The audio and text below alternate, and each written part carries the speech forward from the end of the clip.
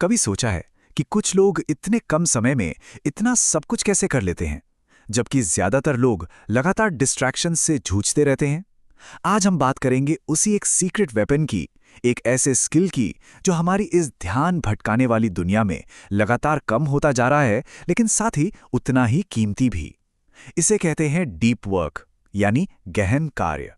जरा सोचिए, एक बहुत ही मशहूर मनोचिकित्सक हैं, कार्ल युंग।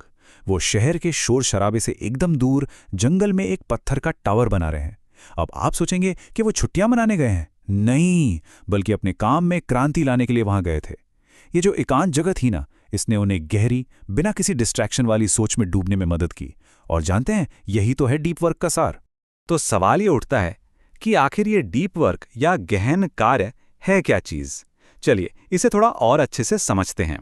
देखिए, डीप वर्क को समझने का सबसे अच्छा तरीका है इसकी तुलना इसके ठीक उल्टे, यानी शैलो वर्क से करना।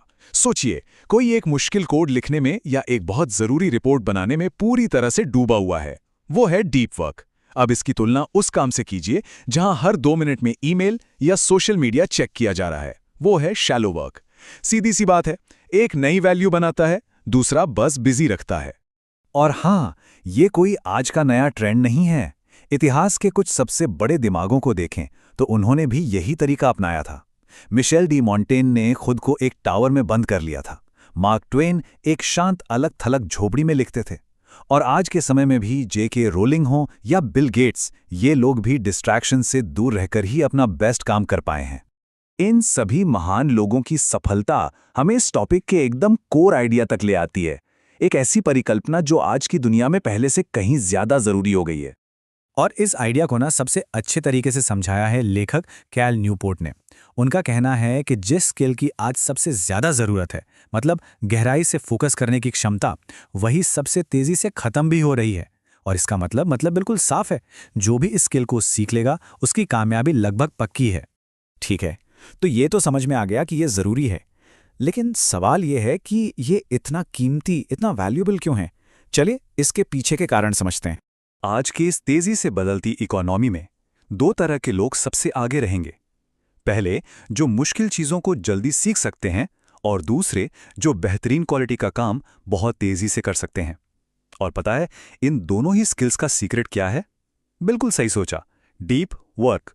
इसे ना एक सिंपल से फॉर्मूले की तरह सोचिए। हाई क्वालिटी काम बराबर है उस पर लगाया गया समय गुणा फोकस की गहराई। घंटों तक काम किया जा सकता है, लेकिन अगर ध्यान 10 अलग अलग चीजों में बटा है तो रिजल्ट तो एवरेज ही आएगा ना। असली मैजिक तब होता है जब टाइम और फोकस दोनों साथ में मिलते हैं। अब सवाल यह है कि फोकस की गहराई इतनी जरूरी क्यों है? इसका जवाब है अटेंशन रेजिड्यू नाम के एक कॉन्सेप्ट में। सोचिए, कोई एक इंपॉर्टेंट ईमेल लिख रहा है और अचानक एक मैसेज का नोटिफिकेशन आता है। बस 2 सेकंड के लिए उसे देखा और वापस ईमेल पर, लेकिन दिमाग ना पूरी तरह से वापस नहीं आता। उस मैसेज का एक छोटा सा हिस्सा अभी भी दिमाग में कहीं घूम रहा होता है। बस यही है अटेंशन रेजिड्यू, और ये चुपचाप हमारे काम की क्वालिटी को गिरा देता है। अगर अभी भी कोई डाउट है तो जेसन बेन की कहानी सुनिए। वो एक ऐसी नौकरी में थे जहां उन्हें सालाना $40,000 मिलते थे। फिर उन्होंने डीप वर्क का स्किल सीखा, खुद को बिना डिस्ट्रैक्शन के काम करने के लिए ट्रेन किया, और सिर्फ 6 महीने के अंदर उन्होंने एक सॉफ्टवेयर डेवलपर के तौर पर $100,000 सालाना की नौकरी ले ली। ये है डीप वर्क की असली लाइफ चेंजिंग पावर का सबूत। तो फिर एक बड़ा सवाल खड़ा होता है, अगर डीप वर्क इतना ही वैल्यूएबल है तो फिर हमारे ऑफिस में, हमारे काम करने के तरीकों में ये इतना कम क्यों होता जा रहा है? इसकी एक बहुत बड़ी वजह है जिसे लेखक मीट्रिक ब्लैक होल कहते हैं। इसका मतलब यह है कि कंपनियों के लिए यह पता लगाना लगभग नामुमकिन है कि कर्मचारियों के लगातार ईमेल चेक करने या सोशल मीडिया पर टाइम बिताने से उनके मुनाफे पर असल में कितना नुकसान हो रहा है। और सीधी सी बात है, जब किसी प्रॉब्लम को मापा ही नहीं जा सकता तो उसे ठीक कैसे किया जाएगा? इसके बाद आता है the principle of least resistance. ये सिंपल सी ह्यूमन साइकोलॉजी है। जब हमारे सामने 2 रास्ते हों, एक मुश्किल और एक आसान, तो हम क्या चुनते हैं?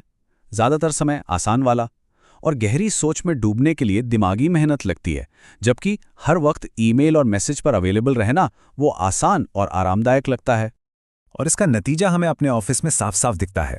हम लोग ना बिजी रहने को ही प्रोडक्टिव होने की गलती कर बैठते हैं।